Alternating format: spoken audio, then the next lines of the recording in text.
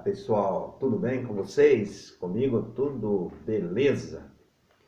Levantei hoje cedo, dia 25 de dezembro, não tão cedo assim, né? Não tinha necessidade, mas eu estava lembrando desse acontecimento que se comemora hoje, né? O nascimento do Senhor Jesus Cristo. Apesar de nós não termos esse registro na palavra de Deus, mas eu sei que um dia ele nasceu. E um dos registros, apesar do Velho Testamento também falar a respeito desse nascimento,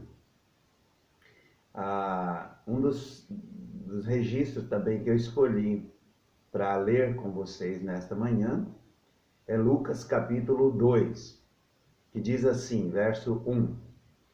Naqueles dias foi publicado um decreto de César Augusto para recensear-se.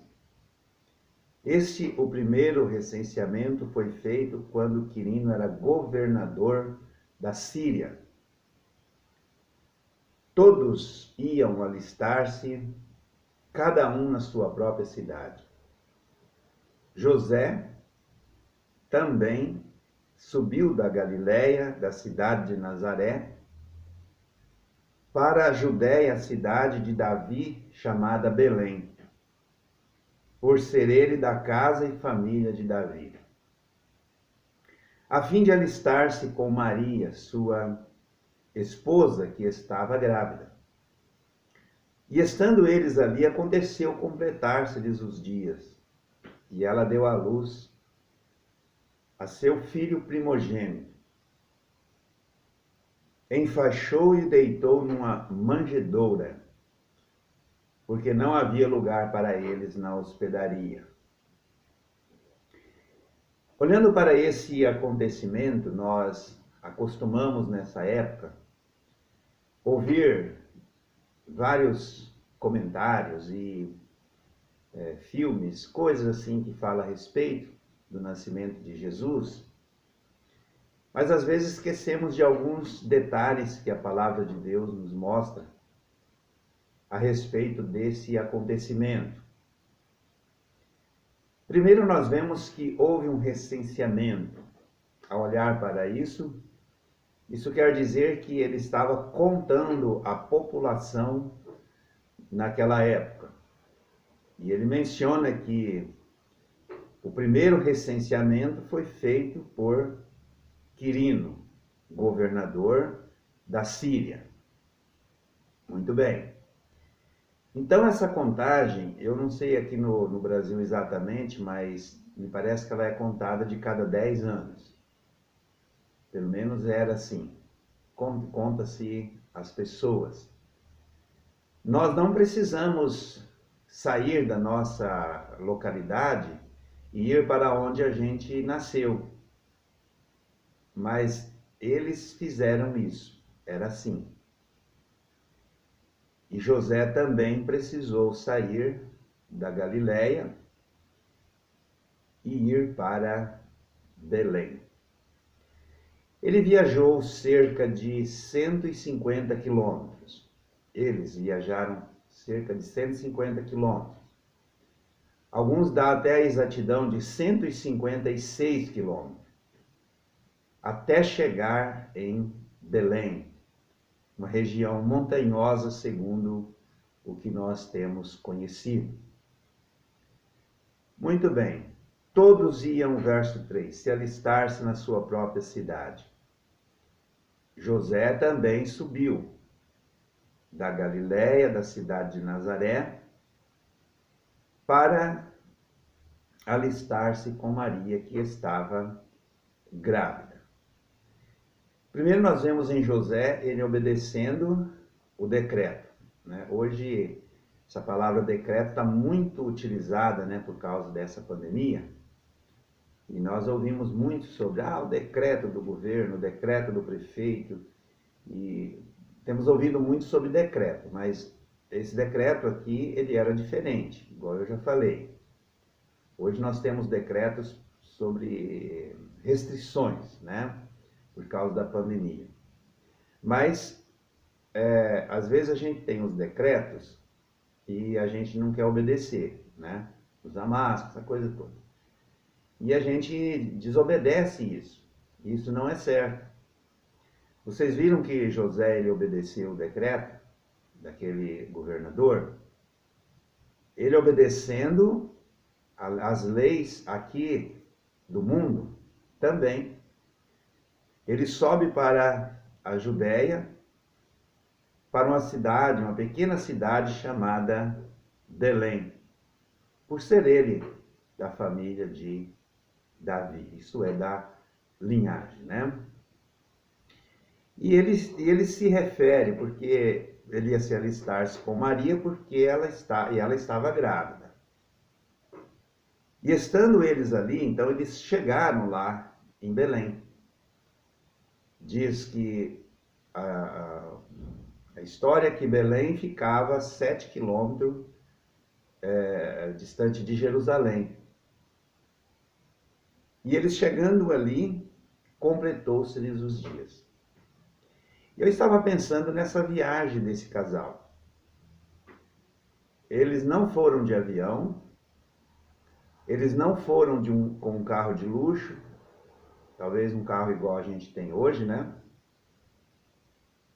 Mas o meio de transporte que eles tinham era geralmente camelo,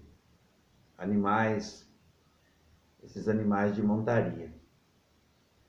E Maria ela já estava bem perto de ganhar o Senhor Jesus, quando ela fez essa viagem. Não foi uma viagem tão perto. Se essa informação ela procede, 156 quilômetros, não é tão perto. Para quem está, vamos dizer, nos dias de ganhar uma criança, estava com a barriga bem grande, e as mulheres sabem o desconforto que isso muitas vezes traz em uma gravidez. Essa gravidez de Maria não tinha diferença nenhuma da gravidez que as mulheres têm hoje. Era uma coisa igual. E ela fez essa viagem toda, no lombo talvez de um camelo, de um animal, de um burro, até chegar, não sei, talvez a pé, até chegar em Belém. E quando eles chegaram ali, aconteceu completar-se-lhes os dias. E ela deu à luz a seu filho primogênito. Primogênito quer dizer, primeiro, enfaixou e o deitou numa manjedoura. O que é uma manjedoura? A manjedoura é o lugar onde se coloca a comida para os animais. Talvez chamaríamos isso hoje de coxo, em algumas regiões.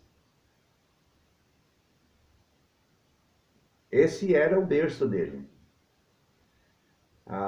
Eu vejo hoje os casais, isso não é uma crítica não, quem pode fazer, que faça. Mas as pessoas, as mulheres hoje, os casais, começam a esperar no filho. É bonito de ver o quarto desses filhos, todo enfeitado. Eles já sabem se é menino ou menina. Se é menina, todo cor-de-rosa, e às vezes até já alguns brinquedos. Os berços, aquilo dá gosto de ver. Aquele ambiente muito chique mesmo, muito legal. Se é menino, tudo azul, aquela coisa toda, tudo enfeitado, sabe? Coisa linda. Já espera, já vem num ambiente desse. O Senhor Jesus Cristo, ele não tinha isso. O Senhor Jesus Cristo não tinha um quarto preparado assim para ele. Talvez até alguém que vai ver esse vídeo está até, quem sabe, esperando um filho e vai confirmar o que eu estou dizendo. O quarto já está preparado. O Senhor Jesus não tinha isso. José e Maria estavam ali em Belém, depois de ter feito uma longa viagem, chega o dia. Eu estou vendo aquele bebê, né, dar o seu primeiro choro. Ela enrolando aqueles panos nele, com todo cuidado. Olhando, quem sabe, né, tem um coxo aqui. Tem uma manjedoura aqui. E colocando ele dentro daquela manjedoura. A Bíblia não diz, mas eu, nas minhas imaginações, talvez, quem sabe, até tirando, né, alguns alimentos dos animais, para que o Senhor Jesus Cristo fosse colocado. Gente, isso nos fala, entre muitas coisas, de humildade. Nosso Senhor Jesus. Foi o que ele pregou na sua vida e viveu. Não só pregou, mas viveu. A humildade.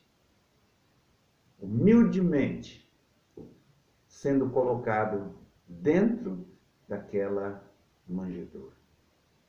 Esse era o Salvador do mundo. Esse veio ao mundo para pregar essa humildade, o amor, a esperança. E por que ele foi colocado ali? Porque ele não havia lugar para ele na hospedaria. E o Senhor Jesus Cristo, ele tem uma mensagem de esperança para nós, se nós crermos nele. Depois ele viveu cerca de 33 anos e foi até a cruz do Calvário para dar a sua vida por nós. E hoje ele pergunta: existe um lugar para mim no seu coração? Eis que estou à porta e bato. Se alguém ouvir a minha voz e abrir a porta, entrarei em sua casa, cearei com ele e ele comigo. Quando a pessoa faz isso, abre o coração e diz: Senhor, eu quero que o Senhor faça morada no meu coração. Está havendo um lugar para ele no seu coração. Mas quando nós dizemos: não, eu não quero, e às vezes a gente não fala com as palavras, mas falamos com as atitudes, que não quer o Senhor Jesus, que não deseja o Senhor Jesus conosco.